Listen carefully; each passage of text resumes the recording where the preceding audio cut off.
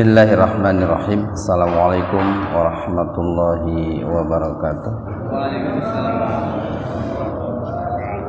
Innal hamdalillah nahmaduhu wa nasta'inuhu wa nastaghfiruh wa na'udzu billahi min syururi anfusina wa sayyiati a'malina.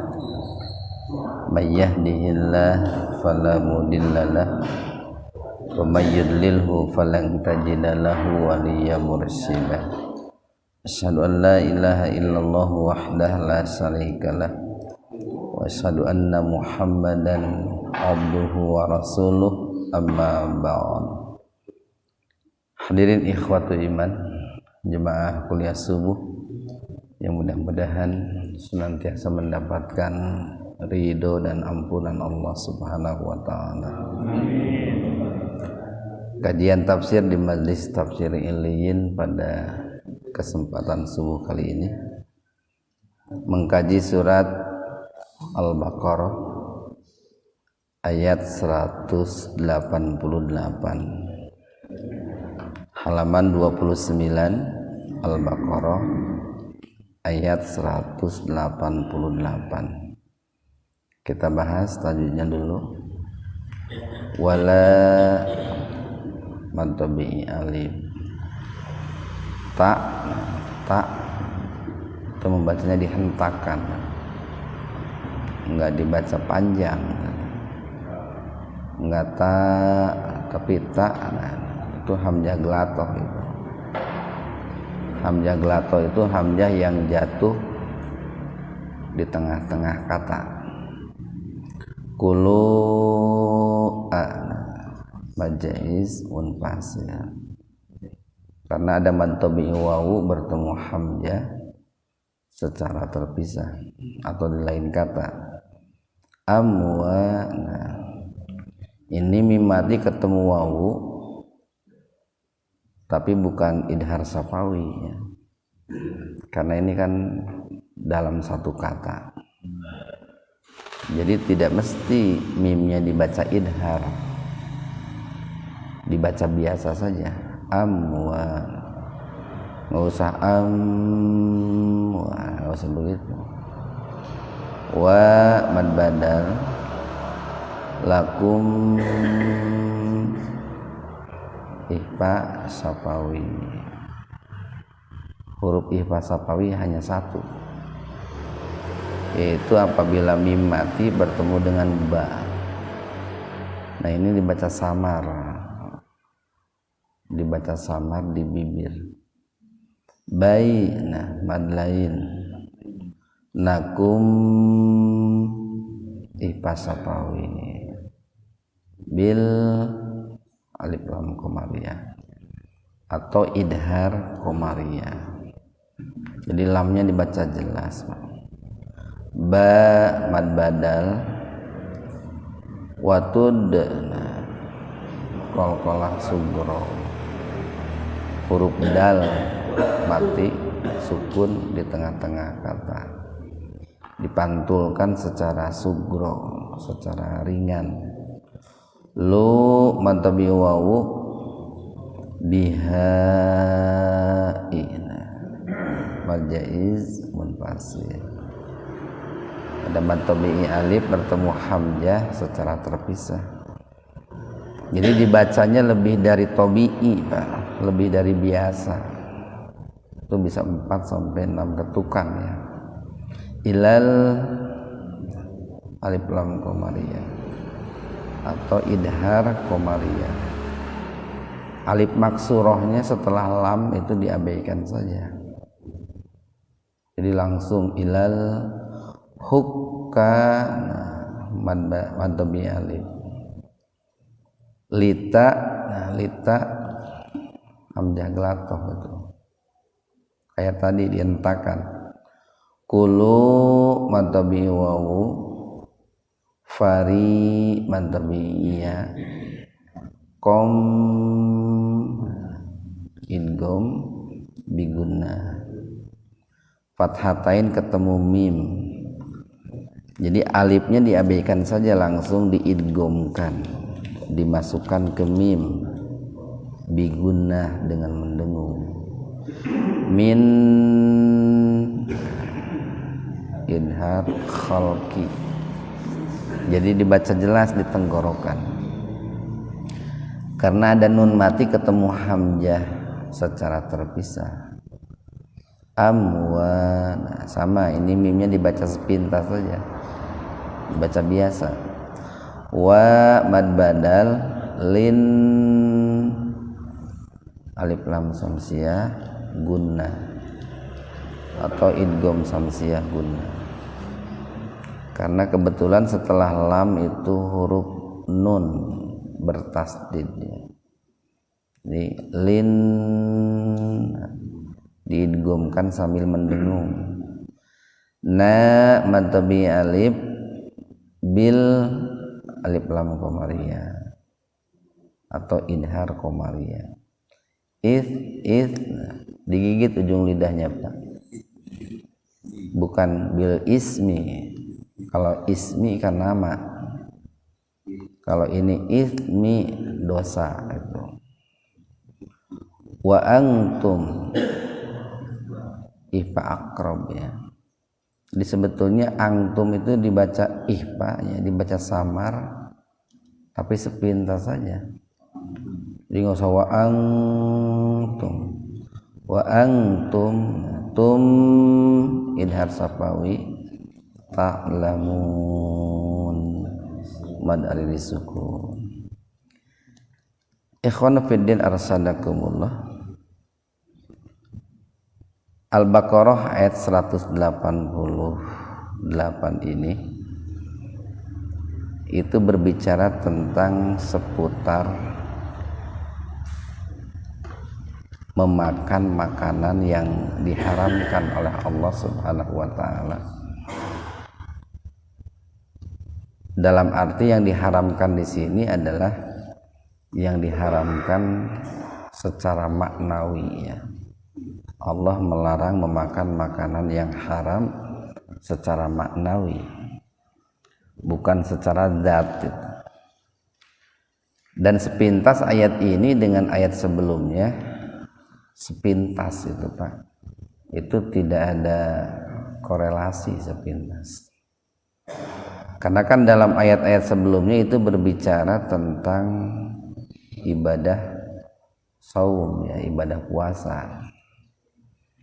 Tetapi sebetulnya antara ayat-ayat sebelumnya dengan Al-Baqarah 188 ini memiliki munasabah ya, memiliki hubungan yang sangat kuat. Dimana kalau dalam ayat sebelumnya itu kan kalau bicara puasa itu kan salah satunya adalah bicara menahan diri dari makan, minum, berhubungan badan suami istri. Itu kan semuanya hal-hal yang sebetulnya dihalalkan Pak. Makan dihalalkan, cuman dibatasi. Minum dihalalkan, cuman dibatasi. Hubungan suami istri pun dihalalkan, cuman dibatasi. Bahkan kalau direnungkan itu dalam setahun 12 bulan Allah hanya meminta kita untuk berpuasa wajib hanya 1 bulan.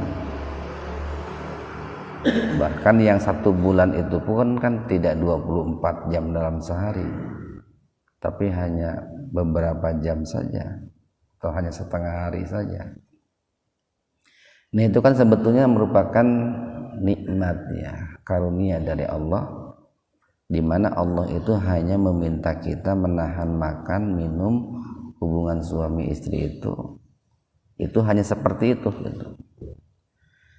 Nah setelah Allah berbicara tentang pembatasan makan dan minum di siang hari di bulan Ramadan, itu kan merupakan sebuah pelatihan ya, merupakan sebuah pembinaan. Namun kan seringkali setelah lepas bulan Ramadan itu orang itu terkadang lalai, Pak.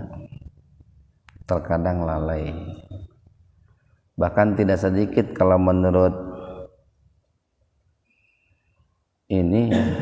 Syekh Utsaimin itu disebutnya, atau menurut Imam Malik ya, itu disebutnya itu Ramadaniun gitu ya.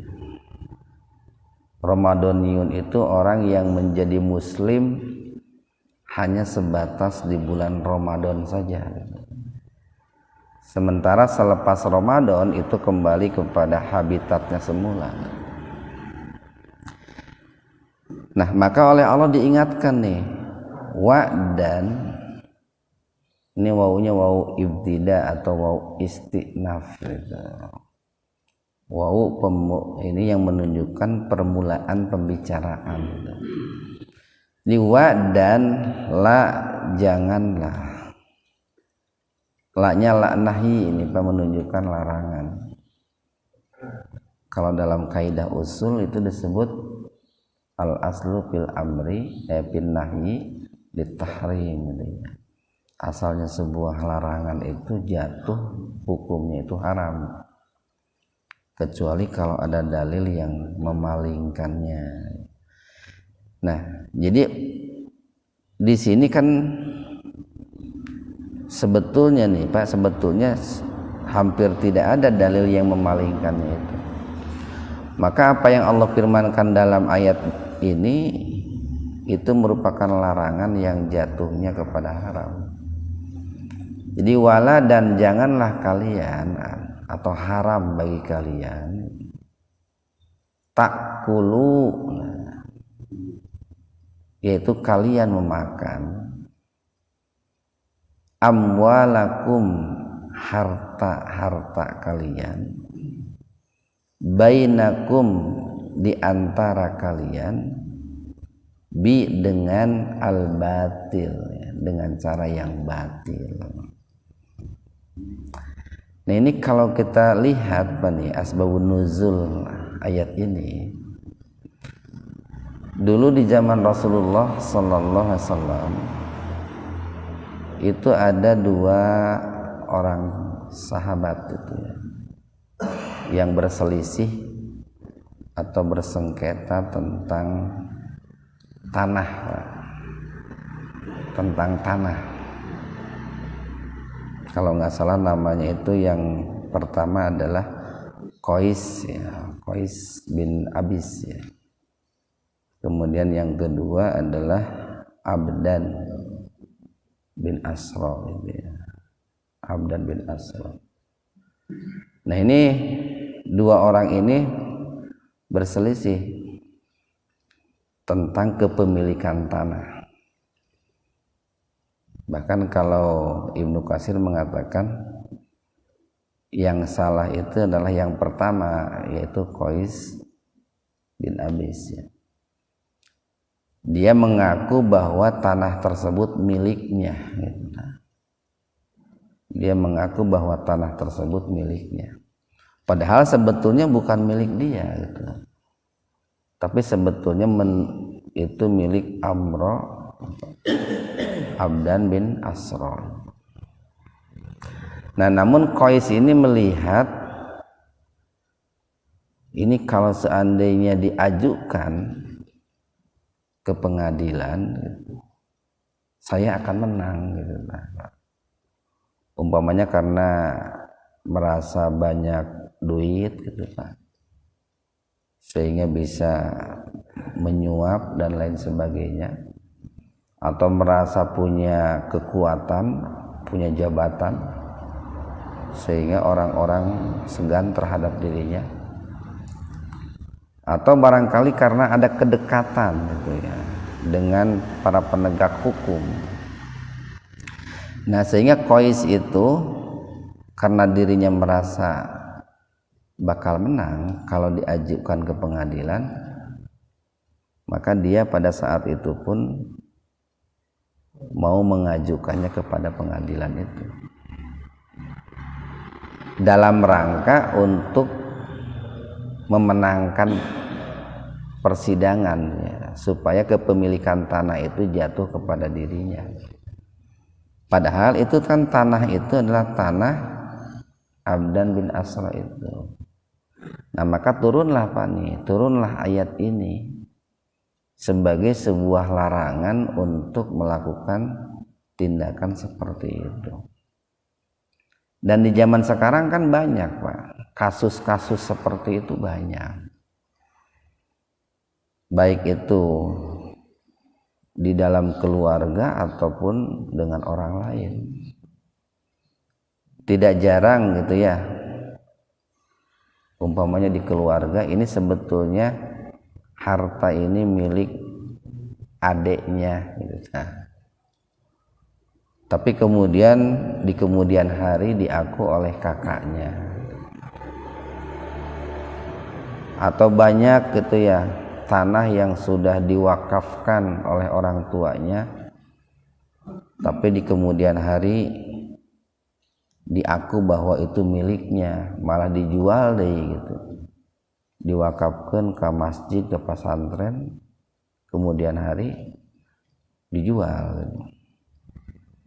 Atau banyak tanah-tanah seperti di pinggir jalan, barangkali karena pemiliknya kurang merawat sehingga ditempati, kemudian diaku bahwa itu adalah miliknya, malah ketika mau dibongkar minta ganti rugi gitu ya. Iya kan tanah saya udah 20 tahun 30 tahun saya tinggal di sini, udah ngebangun dan lain sebagainya.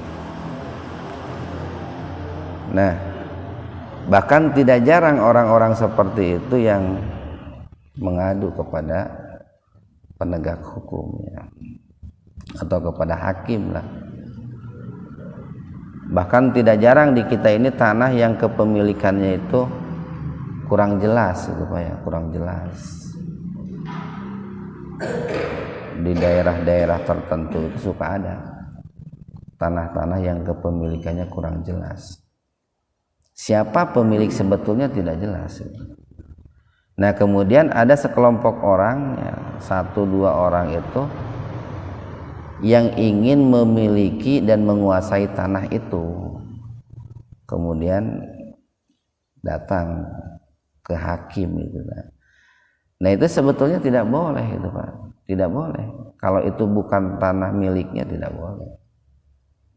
Nah maka di sini oleh Allah nih diperingatkan Pak, wala dan janganlah takulu kalian memakan. Nah kenapa kok di sini Allah menggunakan kata memakan, takulu? Tentu ini yang dimaksud bukan hanya memakan Pak, bukan.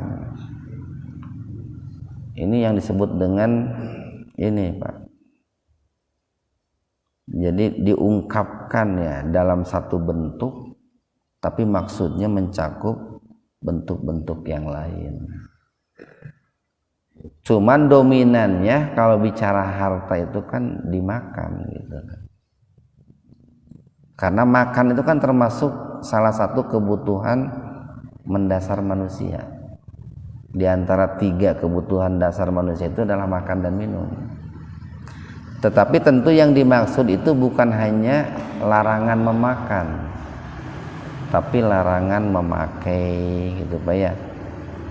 Kalau berkaitan dengan pakaian, larangan mengendarai kalau berkaitan dengan kendaraan, atau larangan menempati kalau berkaitan dengan tempat tinggal gitu Pak.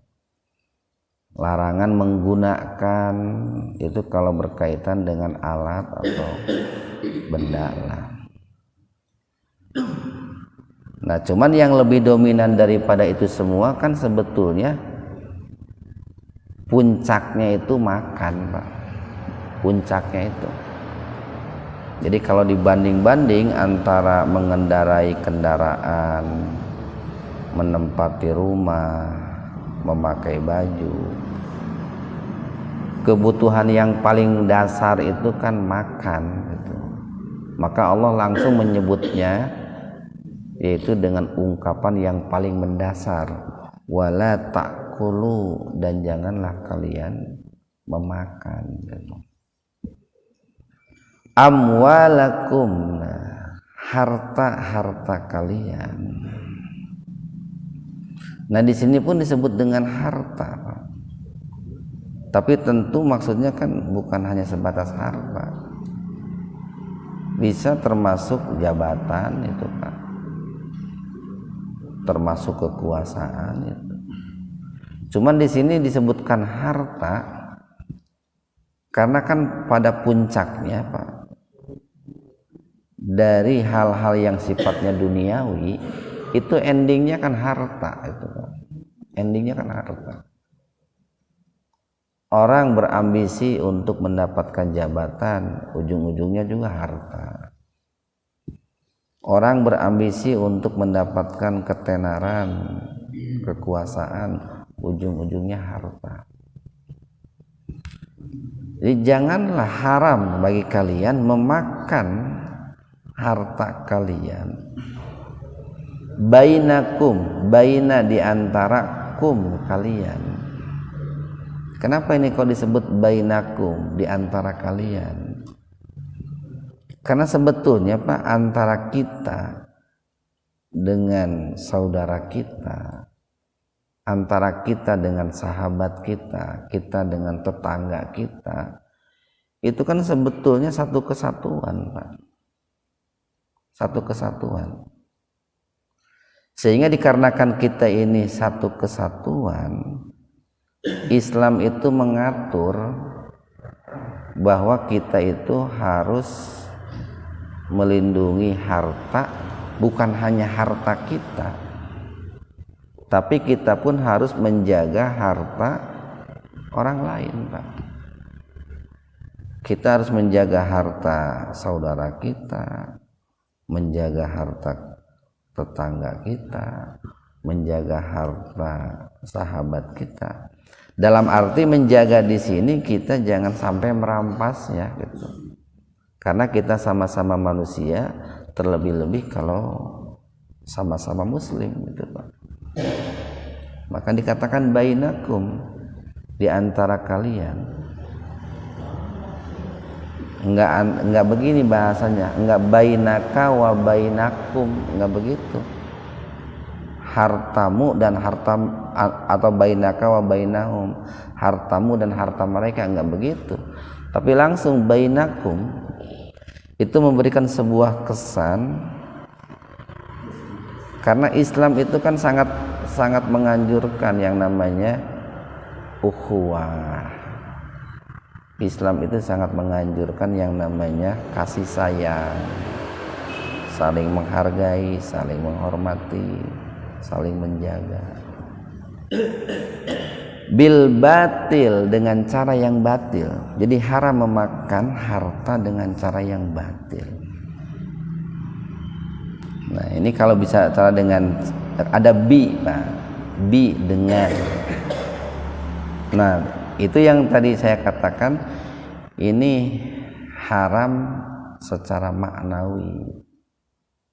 Artinya boleh jadi secara zat hartanya halal, kan kayak beras itu kan, itu hukumnya kan mubah Pak, boleh dimakan. Baju itu kan pada umumnya boleh dimakan, dipakai, kecuali baju-baju tertentu lah, kayak sutra itu kan ada larangan dari Nabi. Kendaraan juga awalnya kan boleh untuk dipakai, tetapi ada yang dilarang manakala didapat dengan cara yang batil. Yang tentu dengan cara yang batil di sini banyak, bisa dengan cara pencurian, bisa dengan cara perampokan.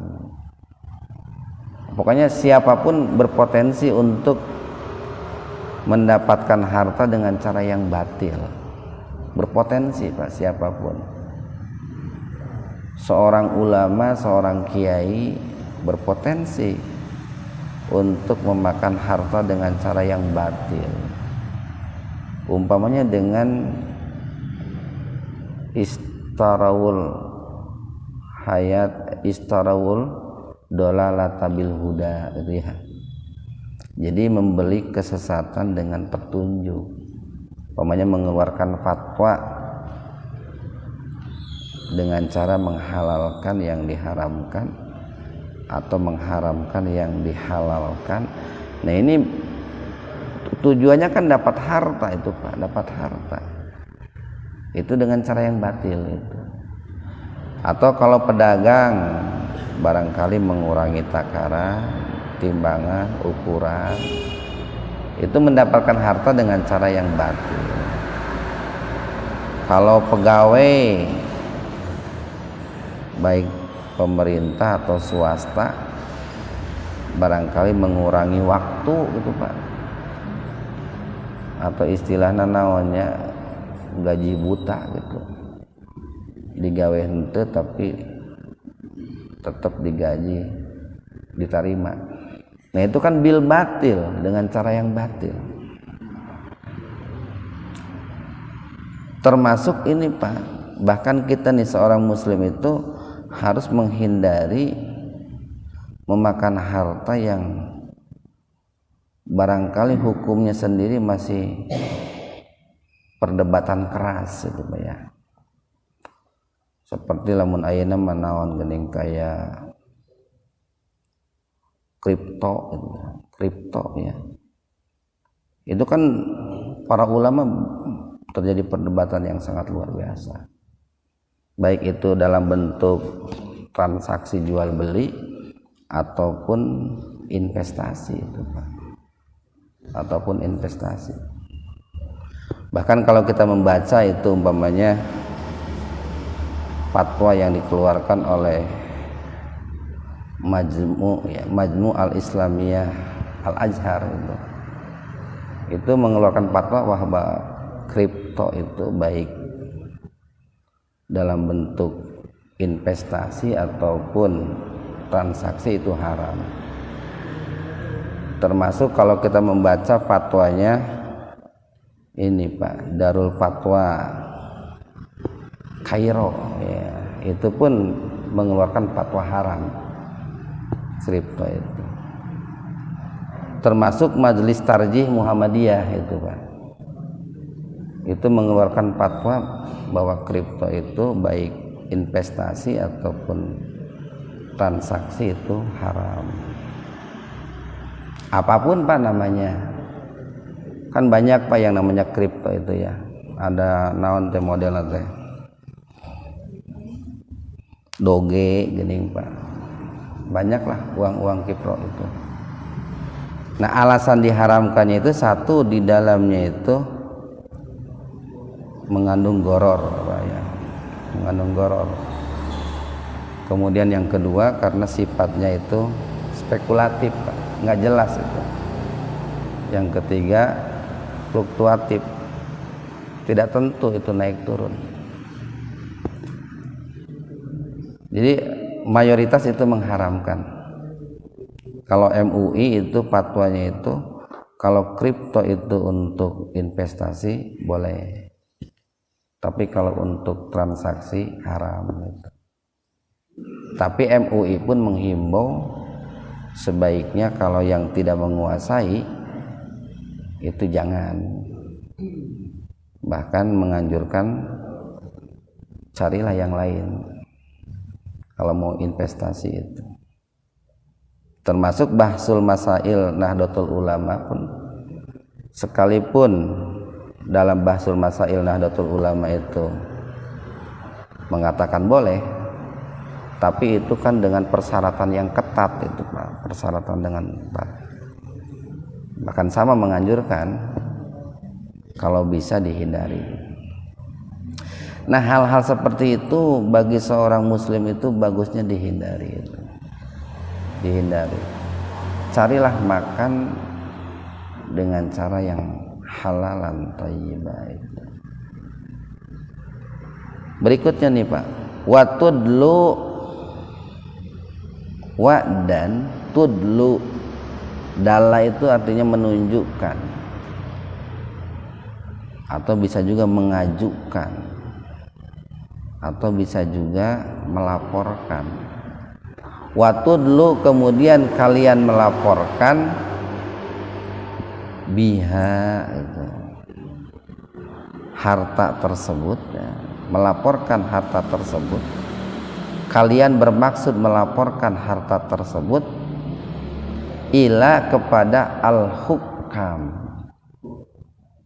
ini kepada qadi lah Pak, kepada hakim.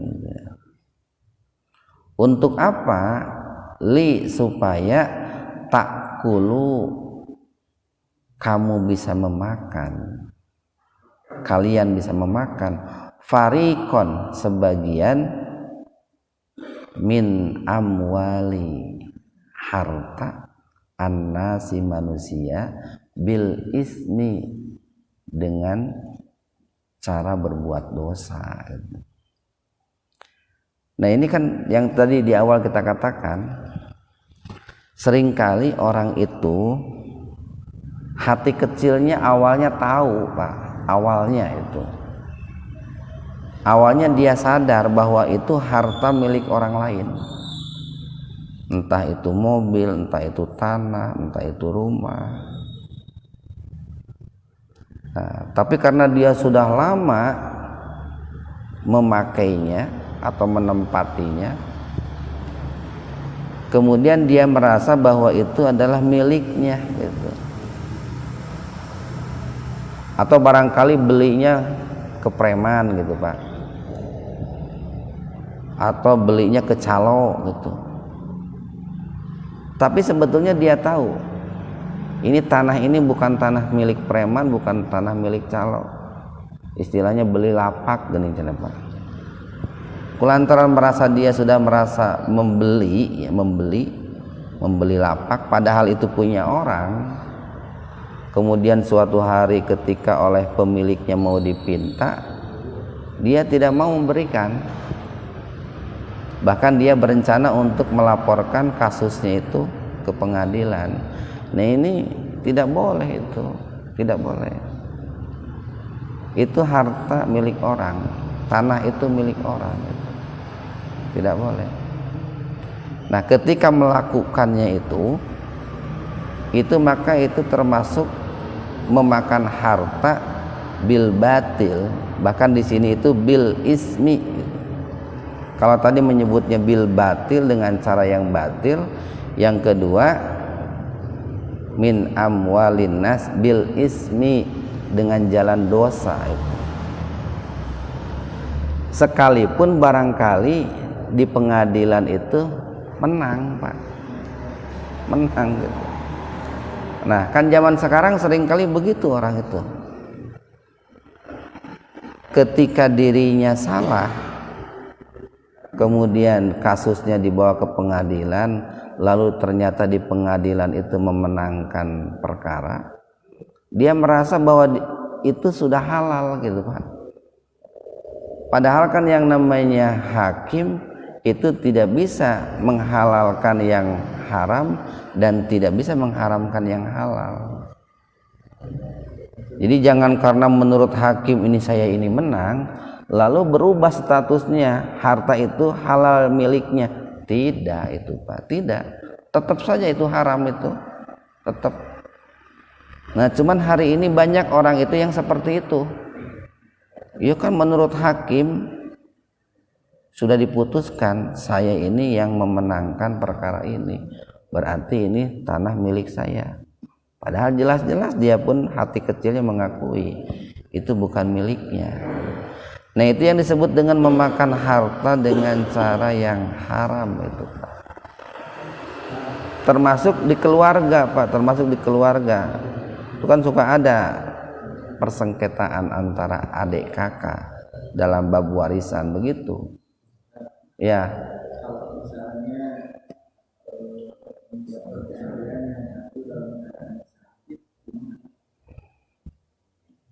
Membuat perjanjian yang satu dalam keadaan sakit, tergantung sakitnya sakit apa gitu. Kalau seandainya sakitnya inung leungeun teu naon gitu. Tapi kalau sakitnya itu parah sampai dimungkinkan orang yang sakit itu kesadarannya berkurang atau terganggu, nah itu tidak boleh bikin perjanjian seperti itu. Kan ada syarat-syarat, Pak. Ada syarat-syarat yang harus dipenuhi ketika kita melakukan transaksi ataupun muamalah. Nah, salah satunya adalah kan balig. Dia orangnya balig. Tidak bisa kita bikin perjanjian dengan budak SD. Kemudian yang kedua tadi sehat, berakal itu Pak, berakal. Akalnya itu tidak goyah gitu. Nah, termasuk ini bukan hanya subjek, bukan hanya pelapor, Pak.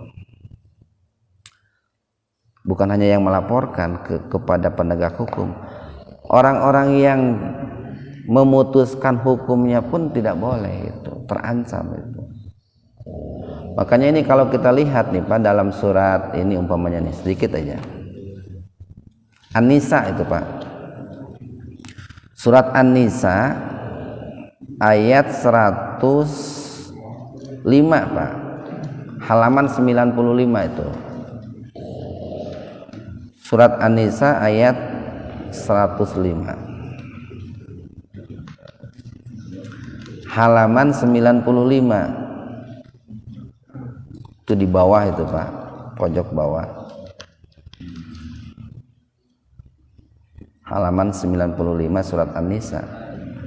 Inna sesungguhnya anzalna kami telah turunkan ilaika kepadamu alkitaba alkitab, kitab suci maksudnya Pak, khususnya Al-Quran, bil haqqi dengan benar, dengan motif yang benar, cara yang benar, dan tujuan yang benar. Untuk apa Allah menurunkan Al-Quran itu? Salah satunya adalah litahkuma, li supaya tak kamu hakam, supaya kamu itu menghukumi, memutuskan bainan nas di antara manusia, Pak. Memutuskan persoalan, memutuskan perselisihan, persengketaan di antara manusia bi dengan ma apa aroka itu kan pendapat, pandangan, keputusan. Bima arokallah dengan apa yang Allah turunkan, dengan apa yang Allah putuskan itu, dengan konsepnya Allah gitu pala lebih tepatnya itu. Tuh di penghujung ayatnya itu ada apa tuh? Wala dan janganlah takun menjadi, janganlah kamu menjadi li untuk al khainina orang-orang yang berkhianat, khosima itu sebagai pembela yang memenangkan gitu. Jadi sudah tahu orang itu salah gitu Pak. Kemudian kita berusaha untuk membenarkannya. Sudah tahu dia itu bukan pemiliknya, bukan pemilik harta. Kemudian kita berusaha untuk membantu agar dia itu disebut sebagai pemiliknya. Nah ini dilarang oleh Allah nih, wala takun lil khainina khasina. Nah ini ancaman juga, ancaman. Makanya kan ketika suatu hari Nabi pernah bersabda begini, bantulah orang dolim dan bantulah orang yang didolimi. Rasul mengatakan kalian harus menolong orang zalim dan harus menolong orang yang dizalimi. Para sahabat bertanya, ya Rasulullah, kami sudah mengerti kalau yang dimaksud itu bahwa kami harus menolong orang yang didolimi gitu. Tapi kami belum mengerti bagaimana yang dimaksud menolong orang dolim. Kan dalam logika kita banyak orang dolim ditolong gitu Pak, pencuri ditolong, penjahat ditolong, pembunuh ditolong kan gitu. Rasul mengatakan hentikanlah kezalimannya gitu. Laranglah dia berbuat zalim. Jadi ketika kita melarang berbuat zalim, kemudian pengadilan hakim itu memutuskan keputusan dengan cara tidak memenangkan orang zalim, maka hakim itu sudah menolong orang zalim. Sama Pak, kita dalam keluarga pun begitu. Ketika barangkali anak berselisih gitunya, bertengkar, ya orang tua harus tampil sebagai hakim di situ, penengah, pemutus. Nah, yang tentu keputusannya harus adil dan berpihak kepada yang benar, tentu dengan cara-cara yang benar juga Pak. Sebab kadangkala kan sesuatu yang benar kalau disampaikan dengan cara yang tidak benar itu menjadi tidak baik juga itu Pak. Jadi metode, makanya kan ada sebuah kaidah begini, at-thariqatu ahammu minal madah itu Pak. Sebuah metode itu lebih penting daripada materi. Kebenaran itu penting disampaikan, tapi metode menyampaikan kebenaran itu lebih penting juga. Karena kalau salah menggunakan metode, kita niatnya baik, kemudian tujuannya baik, yang disampaikannya juga benar, itu bisa dianggap salah itu Pak. Sedikit lagi nih, wa antum ta'lamun. Jadi janganlah kalian memakan harta kalian di antara kalian dengan cara yang batil. Itu larangan pertama. Larangan yang kedua, sudah tahu bahwa harta itu bukan miliknya, kemudian dia melaporkan kepada para penegak hukum dengan tujuan untuk mendapatkan keputusan, lalu keputusan itu berpihak kepada dirinya. Tentu kan dengan berbagai macam cara Pak, berbagai macam pendekatan, dengan suap atau dengan bekerja sama atau dengan cara diberi jabatan. Banyak kan cara orang untuk supaya keputusan itu berpihak kepada dirinya. Seperti anu keramai ayeuna kan kitu tah, banyak lobby lah ke Komnas HAM kemana kan itu tak, itu kan dalam rangka keputusan itu berpihak kepada dirinya. Nah, jadi yang kedua mengajukan, melaporkan persoalannya itu kepada hakim, padahal dia sendiri sudah tahu bahwa itu bukan miliknya. Yang ketiga, terlebih-lebih kalau dia itu wa antum ta'lamun itu Pak. Terlebih-lebih kalau kamu itu tahu itu Pak. Tahu. Dalam arti tahu di sini dia orangnya berilmu, tahu hukum, kemudian dia pun sadar bahwa itu bukan miliknya. Sehingga kan ada ya pepatah mengatakan begini, dosa yang dilakukan oleh orang yang mengetahui itu jauh lebih besar ketimbang dosa yang dilakukan oleh orang yang tidak mengetahui itu Pak. Kalau orang tidak mengetahui berbuat kesalahan, itu kan karena tidak hafal dia, tidak tahu. Kalaupun nanti dia akan dihukumnya kenapa kamu nggak mencari tahu gitu Pak. Tapi kalau orang sudah tahu kemudian dia itu melakukan kejahatan itu, nah tentu kan dosanya lebih besar gitu. Ini mudah-mudahan nih ayat ini menjadi pedoman hidup Pak, pedoman hidup bagi kita dalam rangka kita itu mencari nafkah Pak, mencari rezeki Allah Subhanahu wa taala. Sekian, assalamualaikum warahmatullahi wabarakatuh.